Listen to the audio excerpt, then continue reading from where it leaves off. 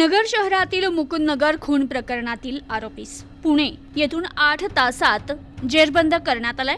Bhingar camp पोलिसांनी ही कारवाई केली आहे। 29 नोव्हेंबर 2024 रोजी सायंकाळच्या सुमारास मुकुंदनगर येथील जिलानी मेडिकलमध्ये आरोपी शमसुद्दीन निजामुद्दीन खान आणि जिशान खान गप्पा मारत बसले होते। त्याचवेळी ते एकमेकांची चेष्टा मस्करी करत होते।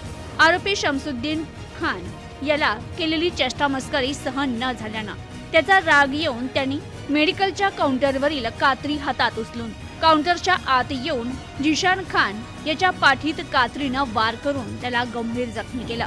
गंभीर जखमी झाल्याने जिशान याला उपचारासाठी नगर शहरातील एका खासगी रुग्णालयात दाखल केलं असता 30 नोव्हेंबर 2024 रोजी उपचारादरम्यान त्याचा मृत्यू झाला। याबाबत नसीब अली खान यांनी दिलेल्या फिर्यादीवरून भिंगार कॅम्प पोलीस ठाण्यात गुन्हा दाखल करण्यात आला। गुन्हा घडल्यानंतर आरोपी हा फरार झाला होता। गुन्ह्याचा तपास आणि आरोपीचा शोध घेत असतानाच सहाय्यक पोलीस निरीक्षक जगदीश मुलगीर यांना तांत्रिक विश्लेषणाद्वारे माहिती मिळाली की आरोपी हा पुणे येथे पळून गेलाय।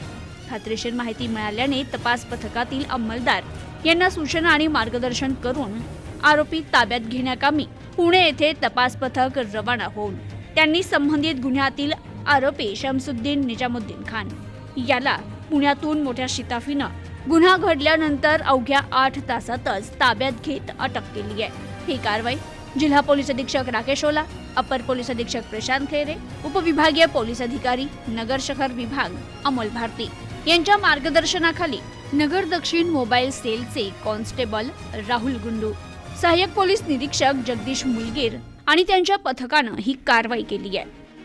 Bureau report news today 24।